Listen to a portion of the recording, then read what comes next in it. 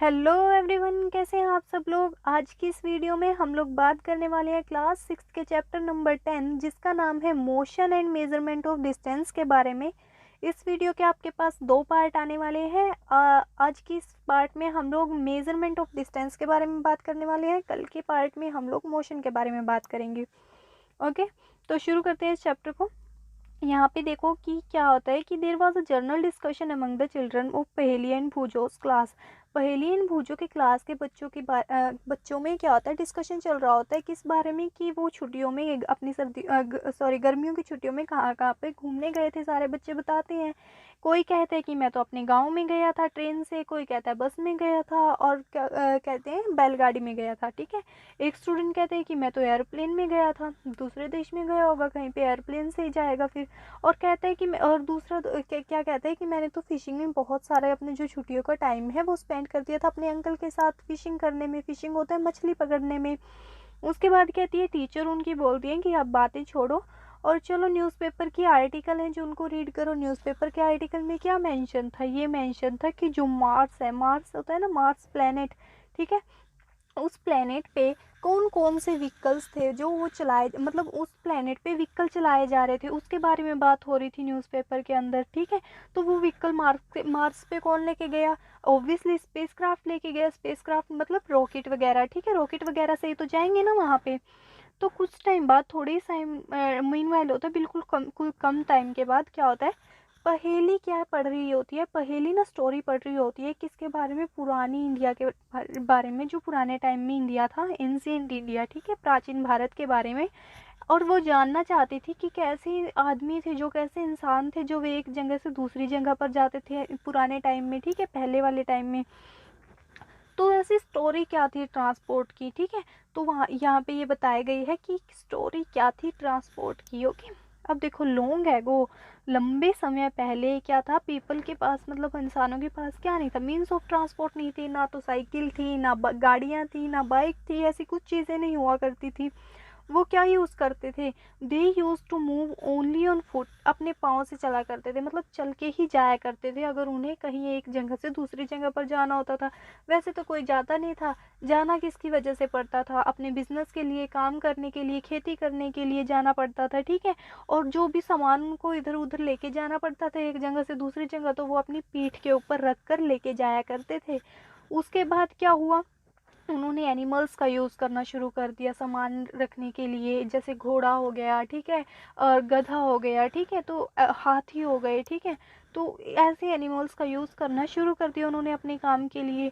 For transport through water, अब जो ये पानी से जाना था, ठीक है, मतलब पानी से एक किनारे से दूसरे किनारे पे तो भी तो जाना हो सकता है। ठीक है, मान लो कुछ लोग यहाँ पे रहते हैं और कुछ लोग यहाँ पे रहते हैं, ठीक है, और बीच में नदी है। ठीक है, अब इन इन लोगों को यहाँ पे भी जाना हो सकता है और इनको यहाँ पे भी आना हो सकता है, तो क्या करेंगे, बोट का यूज़ करेंगे। ठीक है, तो पहले क्या होती थी, बोट तो काफ़ी लंबे टाइम से, कई हज़ारों सालों से है बोट इस दुनिया में। ठीक है, क्या अब बोट ऐसे ही थोड़ा ना होती थी जैसे अब स्ट्रीमलाइन शेप ऐसे बना दी है, ऐसे बोट नहीं हुआ करती थी पहले। ठीक है, बहुत अलग टाइप की बोट हुआ करती थी।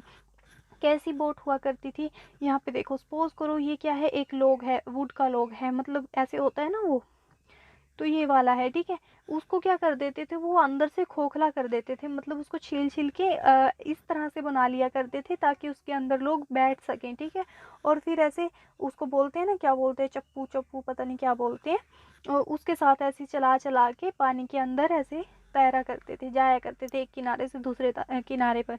उसके बाद लोगों ने क्या देखा, जो पानी के अंदर रहते हैं ना, पानी के अंदर जीव रहते हैं, पानी के अंदर कौन रहता है, मछलियाँ रहती हैं। ठीक है, जो पानी के अंदर मछलियाँ रहती हैं उनकी शेप कैसी होती है, स्ट्रीमलाइन ही तो होती है, ऐसी ऐसी। तो उन्होंने क्या किया, ऐसी शेप की बोट बनाना शुरू कर दिया। मतलब बाद में क्या हुआ, लोगों को बोट बनाना आ गया, मतलब लकड़ी के एक हिस्से से दूसरे हिस्से को जोड़कर बोट बनाना आ गया। अब बोट किस टाइप की बनाई उन्होंने, उन्होंने समुद्र के अंदर, मतलब पानी के अंदर ऐसे मछलियाँ देखी ना, तो स्ट्रीमलाइन शेप होती हैं फिशेस की, है ना, हमने चैप्टर 8 में भी पढ़ा था, 9th में भी पढ़ा था ये वाली बात, स्ट्रीमलाइन शेप। तो ऐसे ही तो शेप की होती है ना बोट, ऐसे देखो, ऐसे ही तो बोट होती है। अब ये कुछ और ही बन गया, लेकिन ऐसी ही बोट होती है ना, ऐसे इस टाइप की होती है। चलो जैसी भी होती है आप लोग देख लेना, पता होगा आपको। ठीक है, स्ट्रीमलाइन शेप की बनाना शुरू कर दिया। अब बाद में क्या हुआ, चलो बोट भी बन गई, आज के टाइम में जो है समुद्री जहाज भी हैं, ठीक है, काफ़ी ज़्यादा जिससे व्यापार होता है, बिजनेस में काफ़ी ज़्यादा हेल्पफुल है जो, ठीक है। उसके बाद क्या हुआ, क्या बोट्स ही इनफ है बस ट्रांसपोर्ट के लिए? उस टाइम में इनफ तो नहीं थी ना, क्योंकि वहाँ तो समुद्री इलाका तैर कर मतलब नहरें होगी, नदियाँ होगी, वो चीज़ तैर कर सकते थे ना वो वहाँ पे। लेकिन क्या मतलब ज़मीन पर वो बोट चला सकते थे? बिल्कुल भी नहीं चला सकते थे। उसके लिए भी उन्हें कुछ चाहिए था, ठीक है। क्या चाहिए था उसके लिए? व्हील चाहिए था, पहिए का। फिर क्या हुआ? पहिए का आविष्कार हुआ, ठीक है, पहिए का आविष्कार हुआ। बच्चों पहिया ना शुरू से ही ऐसा इतना अच्छा नहीं था, गोलाकार नहीं था, ठीक है, ऐसे नहीं था, बहुत अलग था, ठीक है। कुछ लोग कहते हैं कि पहिया पहले पहले ऐसे था, चकोर, जिसने बनाया था ऐसा बनाया था पहिया, पहले ऐसे चकोर, ऐसे इस टाइप का बनाया था। लेकिन क्या होता था, इस टाइप का बनाने में एक प्रॉब्लम थी।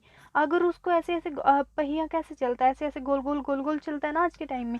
अब उस टाइम में उसको ऐसे जाने के लिए पहले इतनी ज़ोर से धक्का देना पड़ता था, तब एक चीज़ मतलब एक बार मूवमेंट होती थी उसकी, फिर दोबारा ज़ोर से धक्का देते थे, फिर दूसरी बार मूवमेंट होती थी, तो काफ़ी ज़्यादा वेस्टेज ऑफ टाइम हो जाता था वहाँ पर, ठीक है। लेकिन अब क्या है, बहुत हज़ारों साल लग गए ऐसे, 1000 of year, हज़ारों साल लग गए ऐसे पहिए को पहिए की इम्प्रूवमेंट होते हुए। अब क्या हुआ, पहिए काफ़ी इम्प्रूव्ड हैं, ठीक है, ऐसे अच्छे से बताते हैं ना यहाँ पे, ऐसे गोल पहिए हैं, ठीक है, और काफ़ी ज़्यादा इम्प्रूवमेंट है इसके अंदर, ऐसे ऐसे बन जाता है, जैसा भी हो। फिर ये क्या करता है, ऐसे गोल गोल गोल गोल गोल गोल चलता है। तो क्योंकि एक बार धक्का देंगे ना इसको तो काफ़ी दूर जाके गिरेगा, है ना। लेकिन अब तो एक्सीलरेटर बन गए, मतलब गाड़ियों में भी रेस आते हैं, ठीक है, तो बहुत आसान हो गया अब तो ट्रांसपोर्टेशन का। लेकिन पहले के टाइम में बहुत ज़्यादा मुश्किल हुआ करता था ये, ठीक है। The design of a wheel was improved over 1000 of year, हज़ारों साल लग गए इसको इम्प्रूवमेंट होते हुए, ठीक है। अब क्या हुआ, animal were use to pull cart that moved on wheels. अब क्या होता था, पहिए बन गए हैं, लेकिन गाड़ियाँ नहीं बनी थी, सिर्फ पहिए बने थे, ठीक है। गाड़ियाँ नहीं बनी थी, पहिए बने थे, ना साइकिल बने थे, ठीक है। तब क्या होता था, पहिए का यूज़ कैसे करते थे? अब क्या करते थे, गाय भैंस ऐसी किसी भी चीज़ को, किसी भी जानवर को, जैसे गधा है कोई भी था, ऐसे बांध देते थे, ठीक है। मतलब कुछ बनाते थे, ऐसे बग्गी टाइप बनाते थे जिसके नीचे ऐसे पहिए होते थे, और फिर क्या करते थे, ऐसे किसी जानवर के से इसको बांध देते थे, ठीक है। फिर क्या करता था, जानवर इसको खींचता था, मतलब ठीक है, खींचता था, तब क्या होता था, एक जगह से दूसरी जगह पर जाया जाता था, जैसे बग्गी होती है ना उस हिसाब से, ठीक है, जैसे बग्गी होती है ना वैसे ही, ठीक है। अब देखो, until the beginning of 19th century, जब तक 19वीं शताब्दी स्टार्ट होती, शुरू होती, ठीक है, 19वीं शताब्दी के शुरुआती तौर में, पहले क्या करते थे, मतलब उस टाइमिंग में क्या होता था, जो इंसान थे वो कहाँ पे डिपेंड करते थे, एनिमल्स के ऊपर डिपेंड करते थे, बोट्स के ऊपर, शिप्स के ऊपर।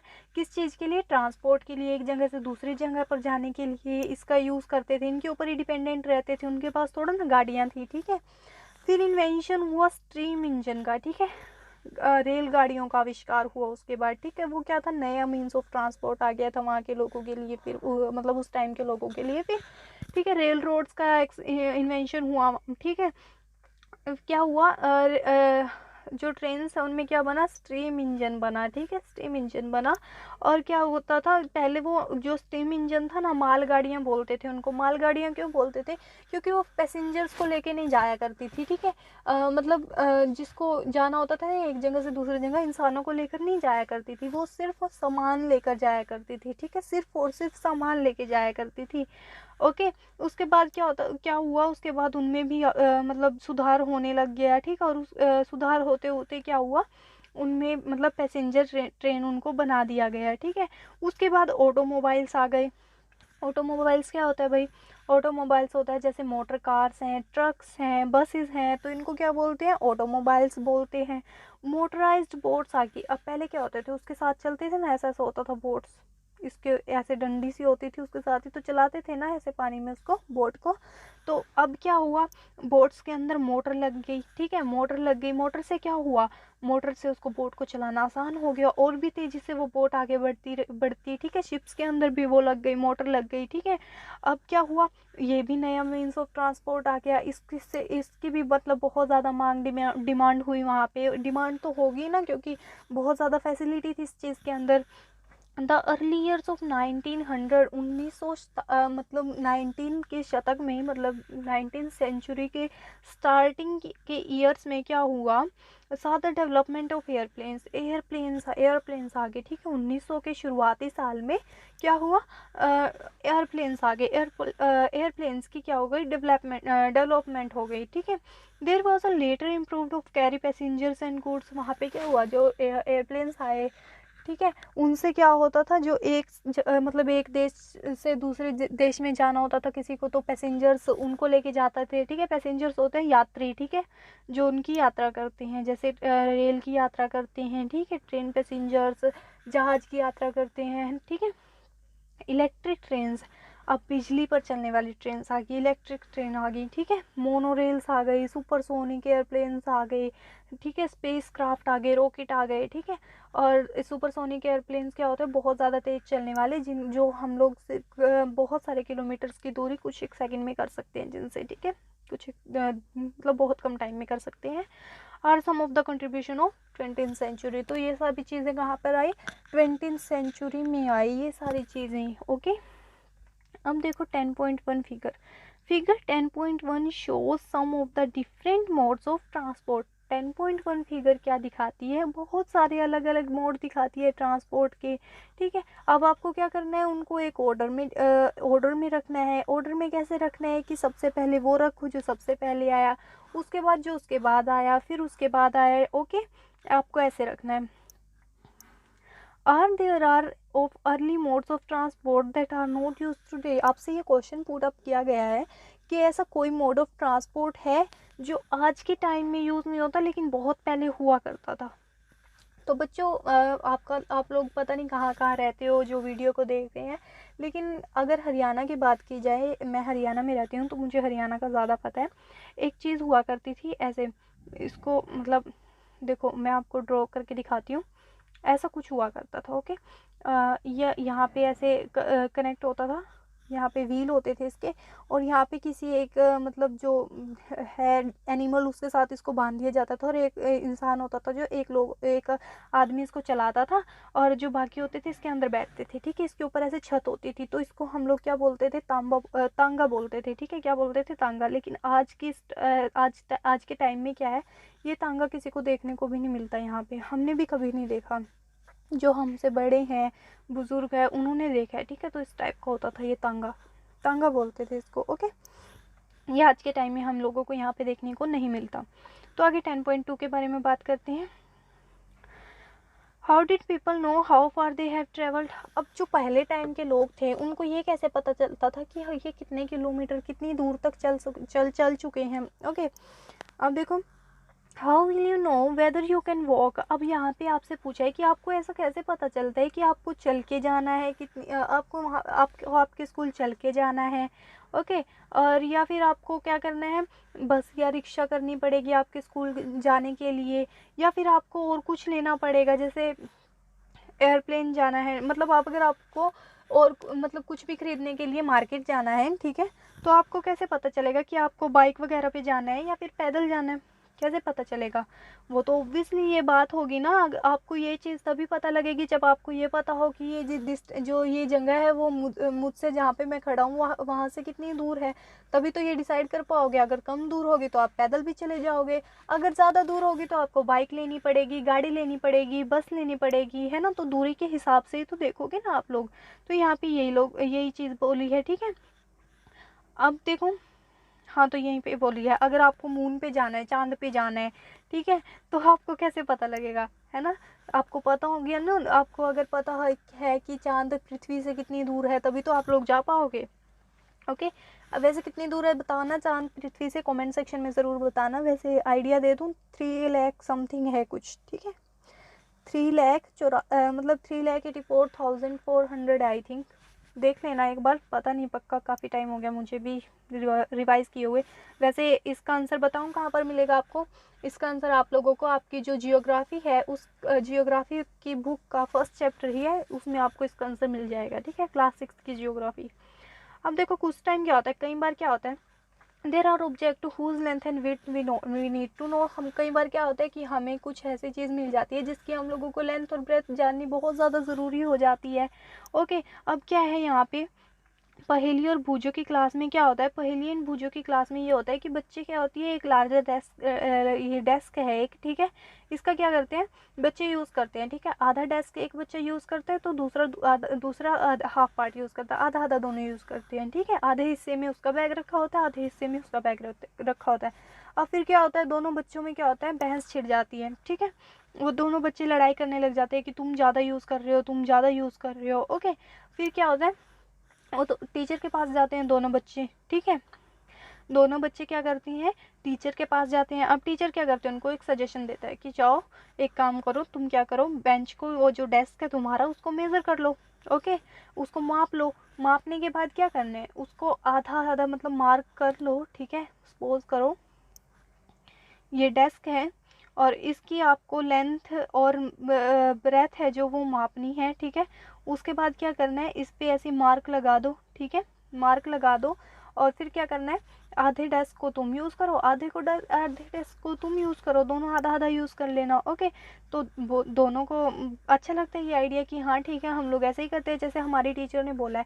फिर क्या होता है, पहेली एंड भूजो दोनों को पसंद होता है बहुत ज़्यादा, क्या गिल्ली डंडा खेलना बहुत ज़्यादा पसंद होता है। ओके, भूजो ने क्या किया था, अभी अभी नया सेट लिया था गिल्ली डंडे का। ओके, गिल्ली डंडे का सेट लिया था तो गिल्ली डंडा वो लेके आता है और डेस्क को ऐसे मेज़र करता है, ये डेस्क है उनका, और उसको मेज़र करता है। मेज़र करने से उसको पता लगता है कि एक बार तो उसका डंडा इधर आया और एक गिल्ली आई, उसके बाद ऐसे इतने ही मतलब इतना ही कुछ यहाँ पे भी आया, मतलब 2 बार डंडे रखे और 2 बार ही गिल्ली रखी, तभी जाकर उसका डेस्क है जो आधा आधा बंट पाया। मतलब इसने यहाँ पे मार्क लगा दिया, एक डंडा एक गिल्ली रख के, और ये एक डंडा एक गिल्ली इस तरफ आएगा, हाफ हाफ कर लिया उसने, ठीक है। अब कुछ टाइम बाद क्या होता है, जो उसकी ये लाइन है ना मार्क किया उसने, वो मिट जाती है, ठीक है, मिट जाती है वो।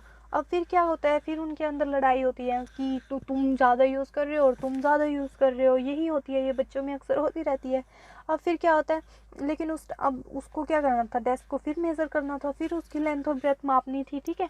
अब क्या होता है, जो भूजो है उसका ये गिल्ली डंडा है ना जो, वो गुम हो जाता है, ठीक है, गुम हो जाता है, और क्या करता है वो नया गिल्ली डंडा लेके आता है। नया गिल्ली डंडा लाने के बाद वो उसको क्या मिलता है, जो पहले वाले की मेज़रमेंट थी, पहले वाले गिल्ली डंडे की मेज़रमेंट थी, उससे कम मेज़रमेंट यहाँ पे आती है कि वो 2 बार डंडे और 1 बार ही गिल्ली रख पाते हैं यहाँ पे। अब ये तो प्रॉब्लम होगी ना, प्रॉब्लम होगी यहाँ पे, तो वो कैसे अब मेज़र कर पाएगा, है ना।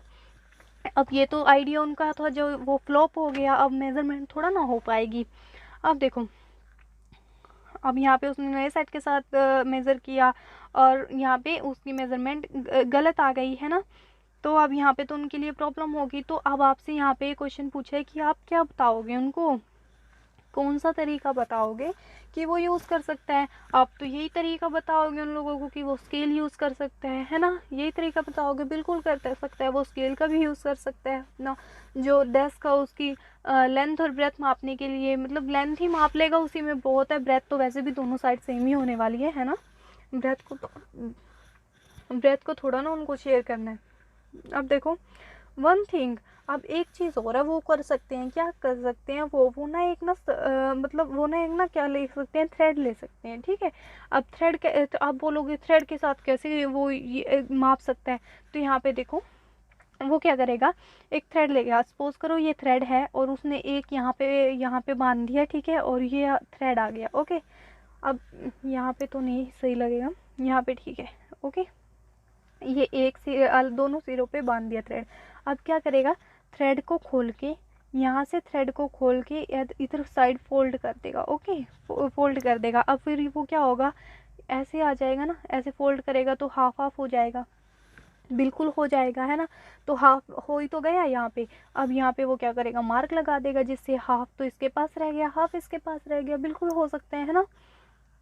अब देखो, तो ऐसे ही कर सकता है वो, यहाँ पे बताया गया आपको। अब आपसे पूछा था तो आप लोग क्या बोलोगे, स्केल का ही बोलोगे, तो बिल्कुल कर सकता है वो, स्केल का भी यूज़ कर सकता है। अब क्या करता है, भूजो ना पढ़ाई करता है, पूछो पढ़ता है कि पहले के जो लोग थे तब तो उनके पास कोई स्केल ही नहीं होता था ना, तो पहले वाले लोग कैसे अपना ये काम करते थे मेज़रमेंट का। तो वो पढ़ता है, ठीक है। अब और वो ना स्केल यूज़ नहीं करना चाहता, ठीक है, स्केल यूज़ नहीं करना चाहता, वो ऐसे ही तरीके यूज़ करना चाहता है जैसे पहले पुराने टाइम में लोग किया करते थे। Okay, he has been trying to follow different method of measuring distance, जी बिल्कुल वो अलग अलग मेथड का यूज़ करता है, ठीक है। अब कौन कौन से मेथड का यूज़ करता है, there are so many occasion, वहाँ बहुत सारे हमारे पास ऐसे चांसेस होते हैं, when we come across a need of measure length and distance, जब हमें क्या करना होता है, लेंथ मापनी होती है, किसी भी चीज़ की मपाई करनी होती है, ओके, मेज़र करना होता है उसको।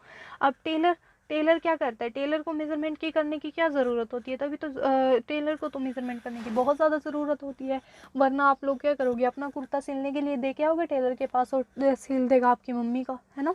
यही होगा ना।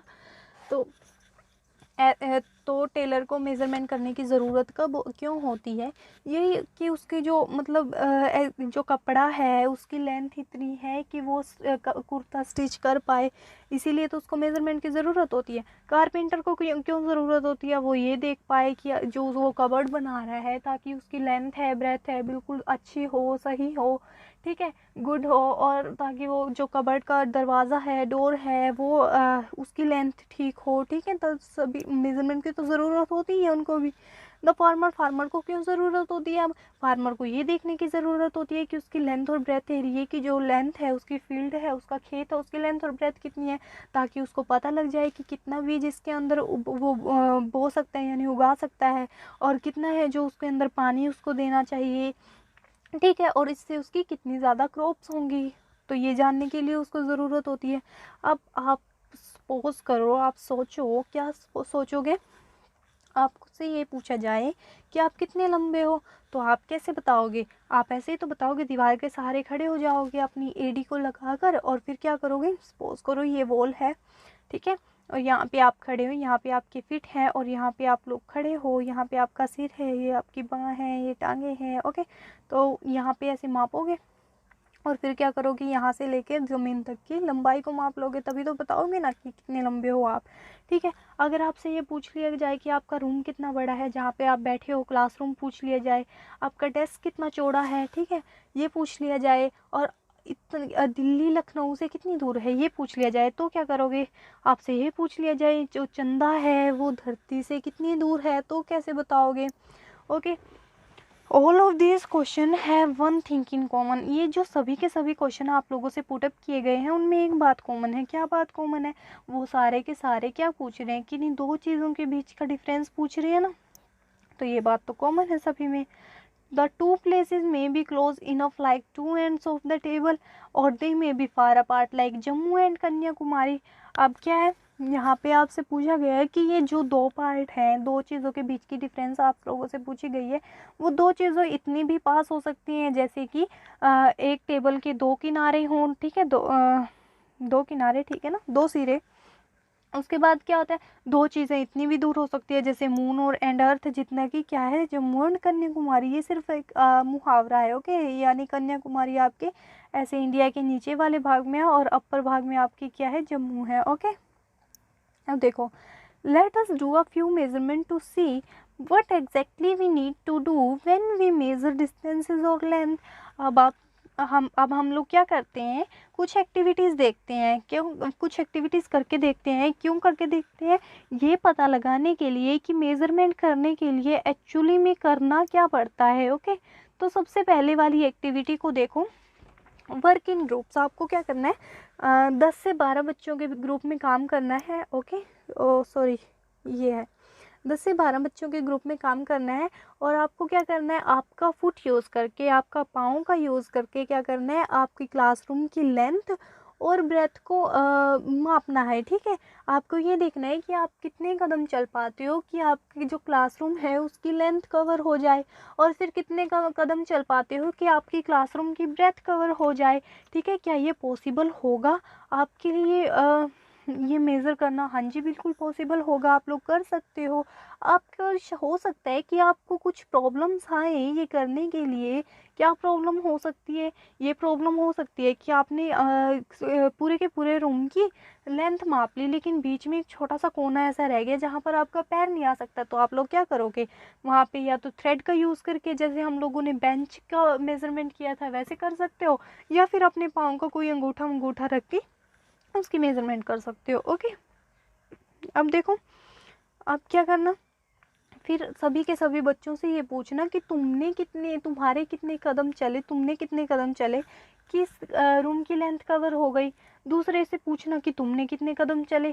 ठीक है, तो यहाँ जब आप लोग पूछोगे पर्सन टू पर्सन, मतलब अपने फ्रेंड से पूछोगे, तो हो सकता है उनके आंसर आप लोगों से डिफरेंट होंगे ही, बिल्कुल डिफरेंट होंगे आपके आंसर उन लोगों से। ठीक है, क्यों क्यों होंगे? क्योंकि आपके पाँव का साइज़ कुछ हो रहा है और उनके पाँव का साइज़ कुछ हो रहा है। दोनों के पाँव के साइज़ का डिफरेंस भी तो हो सकता है। अगर आपकी क्लास में कोई लंबा बच्चा है और लंबा बच्चा वो लेंथ को कवर कर रहा है, तो उसका पाँव भी तो लंबा होगा ना, और उस लंबे बच्चे को कम कदम चलने पड़ेंगे ना उस लेंथ को कवर करने के लिए, और आपका पाँव छोटा है तो आपको ज़्यादा कदम चलने पड़ेंगे, है ना। अब देखो, तो ऐसा तो बहुत गलत हो गया ना। अब आपका मेज़रमेंट कुछ हो रहा है, उनका मेज़रमेंट कुछ हो रहा है यार। ठीक है, तो ऐसे कैसे काम चल सकते हैं, है ना। अब देखो, आपको यहाँ पे टेबल फिल करनी है कि आपके क्लास के इस बच्चे ने इस के कमरे की लेंथ को मापने के लिए इतने कदम चले और इस विड्थ को मापने के लिए इतने कदम चले। अब एक्टिविटी नंबर 2 देखो, एक्टिविटी नंबर 2 देखो, आपको क्या करना है, ग्रुप के अंदर काम करना है। वैसे ही आप क्या करना है, आपको ना तो रूम की लेंथ मापनी ना ब्रेथ मापनी, आपको क्या करना है, हैंड स्पेन मेथड यूज़ करके। हैंड स्पेन मेथड कौन सा यूज़ होता है? ये होता है बच्चों, जैसे आपको अंगूठा और ये लास्ट वाली उंगली होती है जो, इसको ऐसे पूरा खोल कर क्या करना है, ऐसे, इसको अंगल बोलते हैं। क्या बोलते हैं? अंगल बोलते हैं। ठीक है, पुराने टाइम में इसका बहुत ज़्यादा यूज़ होता था। ठीक है, इसी का यूज़ होता था किसी भी चीज़ का मेज़रमेंट करने के लिए। तो आपको अंगल मेथड का यूज़ करके अंगल से आपकी क्या करना है, आपके डेस्क की लेंथ और ब्रेथ है जो वो मापनी है। ओके, अब देखो, हेयर आपके यहाँ पर भी आपका क्या हो सकता है, यहाँ पे बिल्कुल होंगे आपके जो क्या है मेज़रमेंट है वो अलग अलग आएंगे, बिल्कुल अलग अलग आएंगे। ओके, अब क्या करना, आपको ये ऑब्जर्वेशन है जो वो 10.2 टेबल में रिकॉर्ड करनी है। अब हमने यहाँ पे दोनों एक्टिविटी से क्या देखा भाई, measurement means the comparison of an unknown quantity to a known quantity. ठीक है, विद सम नोन क्वांटिटीज़। ठीक है, ये 10.2 फिगर है, यहाँ पे आप लोगों को पिन करना है। तो मेज़रमेंट का मीनिंग क्या होता है कि हम लोग क्या करते हैं, हमें कुछ नोन क्वांटिटी पता होती है जिसकी हेल्प से हम क्या निकालते हैं, अननोन क्वांटिटी निकालते हैं। अब नोन क्वांटिटी और अननोन क्वांटिटी क्या होती है, अब जो नोन क्वांटिटी होती है, अब आपने अंगल मेथड का यूज़ करके क्या किया था, उसको निकाला था ना, आपके डेस्क की लेंथ और ब्रेथ निकाली थी, है ना। तो अननोन क्वांटिटी क्या है, जो आप निकाल रहे हो, और नोन क्वांटिटी क्या है, आपकी अंगल। ठीक है, अंगल जिसका आपको पता है, जिसके साथ आप मेज़रमेंट कर रहे हो, जिसके दम पर मेज़रमेंट कर रहे हो, उसको बोलते हैं नोन क्वांटिटी। और जो आपको निकालना है उसको बोलते हैं unknown quantity. Okay, this non fixed quantity is called a unit. तो नॉन क्वांटिटी को क्या बोलते हैं, यूनिट बोलते हैं नॉन क्वांटिटी को। अब सबकी यूनिट सेम नहीं हो सकती ना, ऐसे अंगल मेथड से या फिर आपके फुट मेथड से। तो उसके लिए क्या हुआ, फ्रांस ने क्या बनाया, आगे पढ़ेंगे, चलो पहले इसको देखो। The result of measurement is expressed in 2 parts. अब जो आपका रिजल्ट आया है मेजरमेंट का, उसको आप लोग 2 पार्ट्स में बांट सकते हो, 2 पार्ट्स में बता सकते हो। एक पार्ट क्या है, नंबर है। ठीक है, आपने जब अंगल मेथड से किया था, अंगल क्या था, यूनिट था। ठीक है, और फिर जो आपका लेंथ निकली थी अंगल से, वो क्या है, नंबर है, नंबर ही तो निकली थी। ऐसे थोड़ा ना बोलोगे, ऐसे अनार आया जी हमारा, तो ऐसे थोड़ा ना बोल सकते हो, नंबर ही तो आएगा। ऐसे बोलोगे दो आया, 3 आया। ठीक है, 3 अंगल लेंथ आई, 4 अंगल लेंथ आई, तो ऐसे ही तो बोलोगे। ऐसे थोड़ा ना 2 अंगल लेंथ आई, ऐसे नहीं बोलोगे, है ना। ऐसे बोलोगे ना, नंबर में 3 4 5, है ना। The other part is the unit of the measurement. अब जिसके बलबूते पर आप लोग मेजरमेंट कर रहे हो उसको क्या बोलेंगे, यूनिट बोलेंगे। अब एग्जाम्पल आपको दिया है, एक्टिविटी 1 का ही दिया है, अभी हम लोगों ने एक्टिविटी 1 की थी ना। The length of the room is found to be 12 length of your foot. अब लेंथ क्या हो सकती है आपको, मतलब 12 कदम आप लोग चले तो वो हो सकती है आपकी लेंथ, है ना। देन 12 इज़ द नंबर, फिर क्या है 12 क्या है, नंबर है, और फुट लेंथ क्या है आपकी, यूनिट है। Okay, now study all the measurement recorded in 10.1। अब 10.1 में जो आपने मेजरमेंट की थी उसको स्टडी करो, 10.2 की भी स्टडी कर लो। Are all the measurement from the अब यही से पूछा है आपसे कि जब आपके सारे फ्रेंड्स ने मिलकर 10-12 बच्चों का ग्रुप था, उन सभी ने मिलकर वो आपका क्या काम की मतलब मेजरमेंट किया, तो क्या सभी का इक्वल था, बिल्कुल भी नहीं था, ठीक है। क्योंकि क्योंकि क्या है दोनों की जो क्या है आपकी मतलब सभी की क्या है आपके जो हैंड स्पैन है वो भी अलग है। ओके, फुट है, फुट की साइज़ है वो भी अलग है, सभी की साइज़ अलग अलग है ना। सिमिलरली लेंथ ऑफ फुट में भी स्लाइटली डिफरेंट, बिल्कुल लेंथ ऑफ फुट क्या है सारे स्टूडेंट की अलग अलग है। Therefore when you tell your measurement using your handspan or length of foot as a unit to other, they will not able to understand how big the actual length is।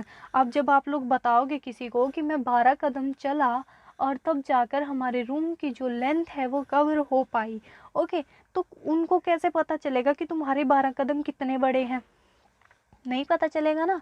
तो बहुत ज़्यादा difficulty हो जाएगी दूसरों के लिए, कब तक, जब तक उनको तुम्हारे पाँव का साइज़ नहीं पता होगा। अब ऐसे सभी को पाँव का साइज़ दिखाते हुए घूमो और फिर बताओ 12 कदम चला था और फिर आधा घंटा वो समझने में लगाएगा बंदा, है ना। तो ऐसा तो बहुत ज़्यादा टाइम वेस्ट हो जाएगा ना, बहुत ज़्यादा गड़बड़ हो जाएगी।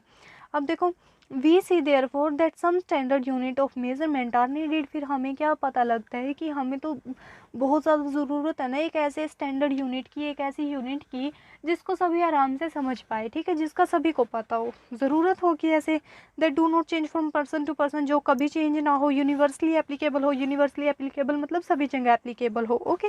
अब देखो स्टैंडर्ड यूनिट्स ऑफ मेजरमेंट क्या है।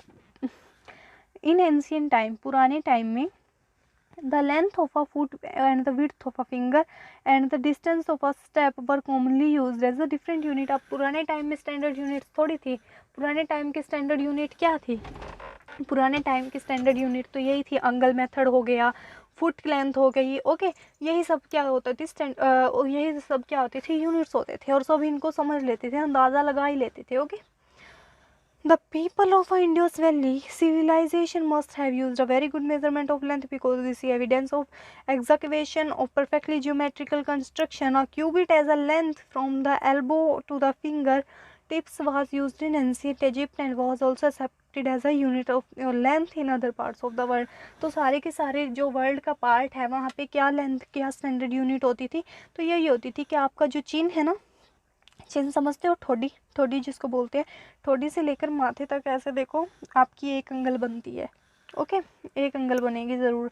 तो यही सबका यूनिवर्सली एप्लीकेबल होता था कि अब अंगल थोड़ा ना दिखाएंगे किसी को, ऐसे फेस देखेगा कि हाँ इसके माथे से इसकी ठोडी तक एक अंगल है, इसके हिसाब से ऐसे हो जाएगा, मतलब इतनी अंगल ये मेज़रमेंट होगी, ठीक है। तो ऐसे सबको पता लग जाता था।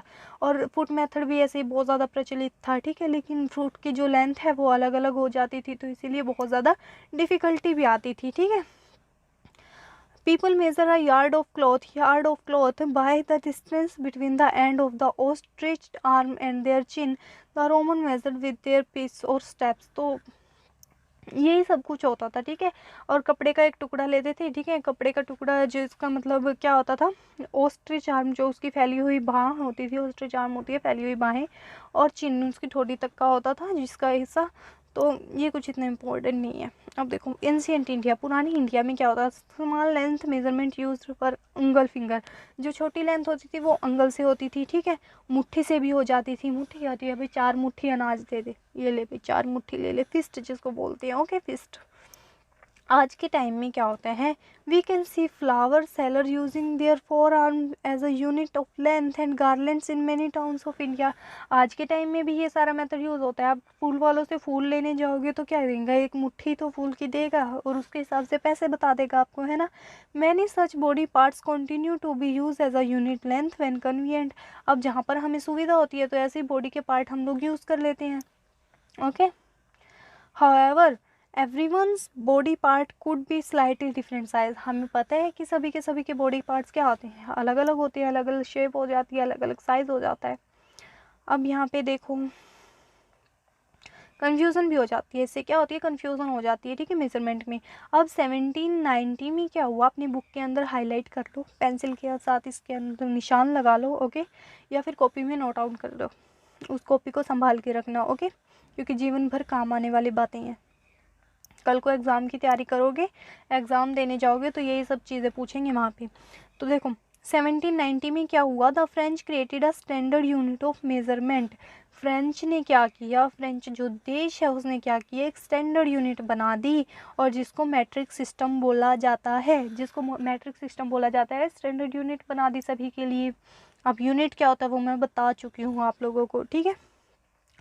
For a sake of uniformity, scientists all over the world have accepted a set of standard unit of measurement. Scientist ने भी इसको एक्सेप्ट कर लिया, मान लिया, ठीक है, स्वीकृति दे दी। The system of unit now is known as the international system of unit या एसआई यूनिट।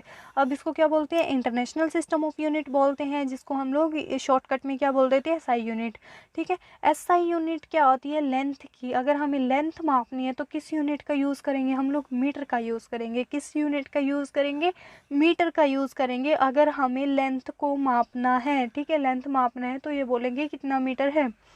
अब metre scale is shown in figure 10.6 figure में क्या हुआ है, आपको ये मीटर स्केल है, ये आपको शो आउट किया गया है, ओके। अब यहाँ पे देखो 1 मीटर में कितना सेंटीमीटर होता है, 100 सेंटीमीटर होता है। कितना होता है, 100 सेंटीमीटर होता है। अभी यहाँ पे नहीं आई ना, हाँ जी आ गए हैं। 15 सेंटीमीटर के स्केल, 15 सेंटीमीटर का स्केल क्या होता है, आपकी ज्योमेट्री बॉक्स में होता है, ठीक है। ज्योमेट्री बॉक्स आप यूज़ करते हो ना, स्कूल में टीचर स्केल मंगवाती है, उसको आप मोस्टली क्या होता है 15 सेंटीमीटर का स्केल आप लोग यूज़ करते हो, ठीक है। हर एक मीटर कितने सेंटीमीटर में डिवाइडेड होता है, 100 जो है उस सेंटीमीटर में डिवाइड होता है। अब ये सपोज करो 1 मीटर है, 100 पार्ट में डिवाइड होता है, हर एक पार्ट इसका क्या बोला जाता है, सेंटीमीटर बोला जाता है। क्या बोला जाता है, सेंटीमीटर। अब इसको क्या बोल सकते हैं हम, 1 मीटर किसके इक्वल है, 100 सेंटीमीटर के इक्वल है। 1 मीटर किसके इक्वल है, 100 सेंटीमीटर के इक्वल है। 1 मीटर किसके इक्वल है, 100 सेंटीमीटर के इक्वल है। बार बार बोलो, याद हो जाएगा। अब 1 सेंटीमीटर किसके इक्वल है, 10 मिलीमीटर, ठीक है। अब 1 मीटर है जो 100 सेंटीमीटर के इक्वल है, 1 सेंटीमीटर किसके इक्वल है, 10 मिलीमीटर के इक्वल है, ओके। बार बार बोलोगे, याद हो जाएगा। अब अगर आप लोगों को बड़ा डिस्टेंस मेज़र करना है, जिसके लिए मीटर ही ज़रूरी नहीं हो पाता, मीटर मतलब बहुत ज़्यादा टफ हो जाता है, मीटर मतलब काफ़ी लंबा चला जाता है कि 1000 मीटर या फलाना मीटर ढिकड़ा, ठीक है, जो भी है। we define a larger unit of length, it is called kilometre, okay. अगर हम लोगों को बहुत बड़ी यूनिट को डिफाइन करना होता है तो उसको हम लोग क्या बोलेंगे, किलोमीटर बोलेंगे। क्या बोलेंगे, किलोमीटर बोलेंगे। जैसे 1 किलोमीटर में कितना होता है, 1000 मीटर होते हैं। 1 किलोमीटर में 1000 मीटर होते हैं। 1 मीटर में कितना होता है, 100 सेंटीमीटर होते हैं, और 1 सेंटीमीटर में कितना होता है, 10 मिलीमीटर होते हैं। अब 1 किलोमीटर में कितना होता है, 1000 मीटर होते हैं। Now we can repeat all our measurement activity using a standard scale and measure in SI unit. Before we do that, we do need to know the correct way of measuring length and distance. अब क्या करेंगे हम लोगों को, अगर हम लोगों को कुछ मेजरमेंट करना है तो हमें तो करेक्ट मेथड पता होना चाहिए ना मेजरमेंट का। तो टाइम देख लेते हैं पहले, टाइम बच्चों हो ही गया है, ठीक है, ज़्यादा बड़ा वीडियो हो जाएगा फिर।